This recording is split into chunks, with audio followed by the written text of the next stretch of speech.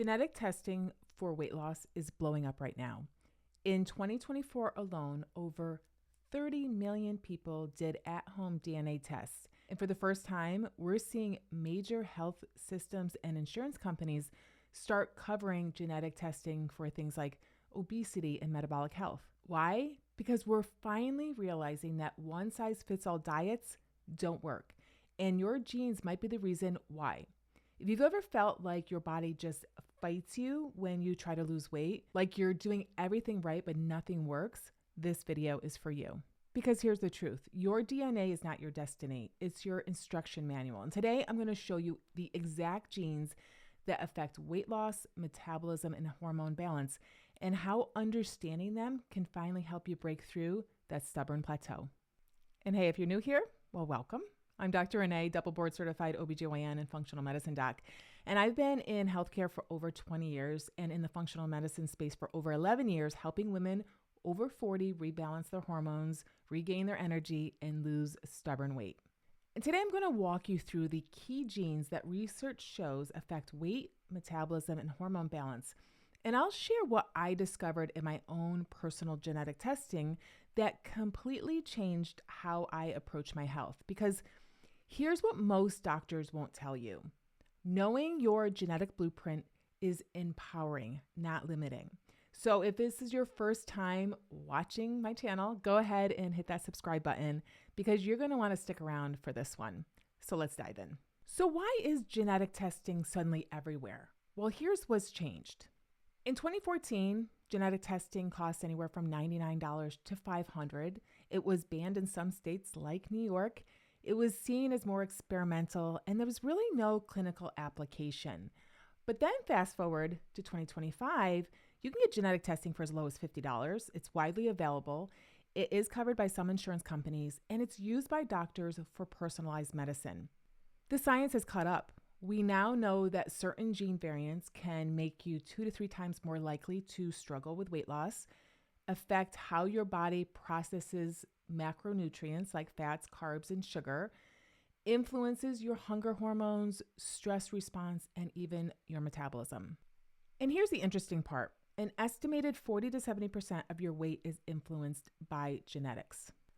But, and this is important, genetics load the gun, but lifestyle pulls the trigger, meaning your genes create tendencies, but your choices determine outcomes. Now, I want to share my own personal story, not because it's special, but because it's probably similar to yours. Back in 2014, I was so curious about my own genetic tendencies that I literally drove from New York to Connecticut just to spit in a tube, because at that time, New York had banned 23andMe. So I could have it sent to me, but I had to leave the state to collect it and send it back. It cost me $99. And when those results came back, I saw something that made so much sense. I was genetically predisposed to weigh above average. For a second, I thought, great, now I'm doomed. But then I learned something that changed everything. Once I understood my genetic wiring, I could design a plan that worked with my biology and not against it. So let me walk you through the genes that matter most and what they mean for you. Let's start with the big one, the FTO gene. This is the most researched gene related to obesity. So if you carry high-risk variants like I do, here's what it means. You're going to have a stronger drive towards high-fat, high-sugar foods. You're going to have a higher BMI set point, and your body isn't going to burn calories as efficiently at rest. So if you've ever said things like, I just look at food and gain weight, or my friend eats whatever she wants and stays thin, this might be why.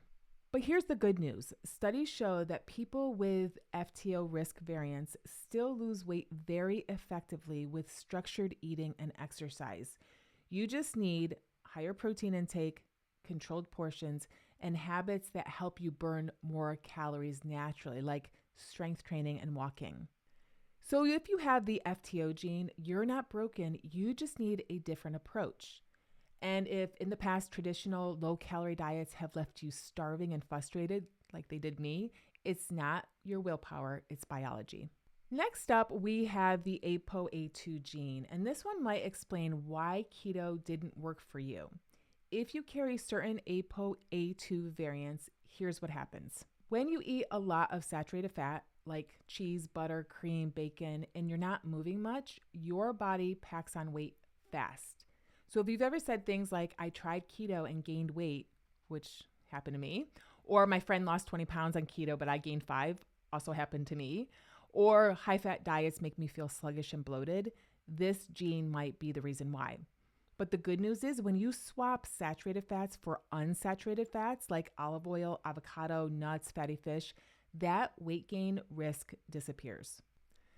Now I learned this a hard way. I tried keto when it was trending, tons of cheese, bacon, butter, and it was a genetic disaster for me. But once I understood my ApoA2 gene variant, I switched to a more Mediterranean style approach with healthy fats and everything changed. So if you have a gene variant in the ApoA2 gene, not all fats are created equal for you. So if high fat diets have backfired for you in the past, it doesn't mean that you're a failure. It's probably because of your biology.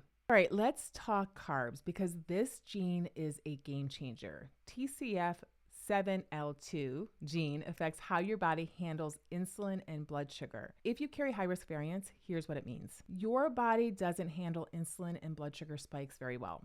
When you eat high glycemic carbs like bread, pastas, sugar, you're going to get a sharp spike in your blood sugar and then a crash. But when you eat lower glycemic carbs like veggies, legumes, berries, you're going to have a steady, more controlled response in your blood sugar. You're also going to be at higher risk for type 2 diabetes if you eat high carb and have a sedentary lifestyle. So if you've ever experienced energy crashes after meals, intense carb cravings, especially in the afternoon, like I have, or weight that won't budge even on a healthy diet, or you have prediabetes or insulin resistance, this gene might be the missing piece for you. But here's what does work. You do best with controlled low glycemic carbs. And what I mean by that is eating things like non-starchy veggies, legumes, berries, and then timing them around movement. For example, saving your carbs for after a workout or a walk. Your muscles will soak up that glucose instead of your fat cells. So if you have this TCF7L2 gene variant, it's not about cutting carbs. It's about choosing the right carbs at the right time. Now, I carry high-risk variants for this gene, so I'm very intentional about my carb choices. And when I work with clients who have this gene, we can see dramatic improvements in things like their energy, cravings, and weight loss just by adjusting carb timing and quality. So if you've been told just eat less, but nothing changes, this might be the reason why. Now, the COMT gene is fascinating, and it might be why you reach for snacks when you're stressed or bored. The COMT gene affects how quickly you clear dopamine and estrogen from your system. If you're a fast metabolizer like me, here's what happens. You clear dopamine quickly, which means you're pretty stress resilient, but you can also crave stimulation and novelty.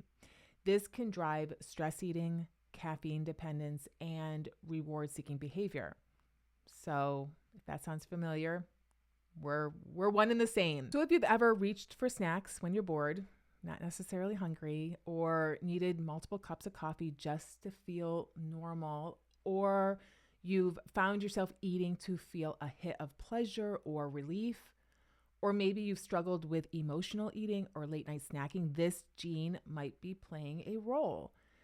So what's the fix? Well, you might just need to be more intentional about non-food dopamine hits, things like sunlight, fresh air, walks, or any kind of movement, nature, creative work, hobbies, listening to music, laughing, connecting. You're going to want to feed your brain dopamine without feeding your body snacks. So when I understood this about myself, I stopped beating myself up for lack of willpower, and I started building in daily dopamine habits. And I teach my clients to do the same. So if you've been told just stop stress eating, but you can't, it's not weakness, it might be your biochemistry. Okay, last set. These are what I call the supporting players. They don't get as much attention as FTO or TCF7L2, but they do matter, and here's what they do. The VDR gene affects how your body uses vitamin D. If you have certain variants like I do, you might need higher doses of vitamin D to reach optimal levels. And if you have low vitamin D, you're going to have a harder time losing weight, more inflammation, and you might have a weaker immune system. Then we have the MTHFR gene, which I'm sure most of you have heard about. This affects methylation, which is a process your body uses to detox, make neurotransmitters, and regulate hormones. If you have variants in this particular gene, you may need more B vitamins, especially folate and B12 in their active forms. And then we have the PPARA gene. This affects fat metabolism. So if you have certain variants of this particular gene, you need to prioritize muscle mass to keep your metabolism strong. Here's a key takeaway with my supporting players. None of these genes are broken. It just means that you need to be more intentional about certain nutrients and habits. For example, if you have the VDR variant or a VDR variant, you might need 5,000 international units of vitamin D instead of 1,000. If you have the MTHFR variant, you might need methylated B vitamins, not the cheap synthetic versions, which I never recommend anyhow. And if you have variants in the PPARA gene, strength training becomes non-negotiable. And here's what I see in my practice. When we test for these genes and run comprehensive functional labs like vitamin D, B vitamins, inflammatory markers, we can pinpoint exactly what your body needs, not what works for the average person. Your genes tell us what to test. Your labs tell us what to fix. So if you've been taking generic supplements and not seeing results, this might be why. Personalization matters. Okay, so now you're probably wondering, should I get genetic testing? And if I do get it, what do I do with the results? Let me break down what genetic testing can and cannot do for you. What knowing your genetics can do. Number one, explain why traditional diets may have failed for you in the past. For example, low-fat diets might leave you starving if you have FTO variants. High-fat keto might backfire if you have the ApoA2 variants like I do. It might guide your macronutrients if you follow macros and meal structure. You'll know if you're carb sensitive, fat sensitive, or need higher protein. It might highlight key nutrients to monitor like vitamin D, B vitamins, omega-3s, magnesium. Your genes tell you what to prioritize. And it's going to allow you to personalize your supplement and lifestyle plan. No more guessing, no more one size fits all. But here's what genetic testing cannot do. It's not a crystal ball. These are just tendencies, not guarantees. It doesn't replace functional lab testing.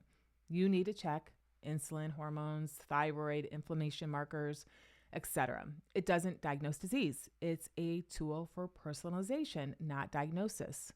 The magic happens when you combine genetic data with comprehensive functional labs. That's the key. Genetics plus your current labs plus a personalized protocol equals results. And that's exactly what I do in my practice. Here's what I want you to take away from this video. If you've already done tests like 23andMe or Ancestry DNA, even if it was years ago like I did, you already own this data. You can download your raw genetic file and have it analyzed for health insights.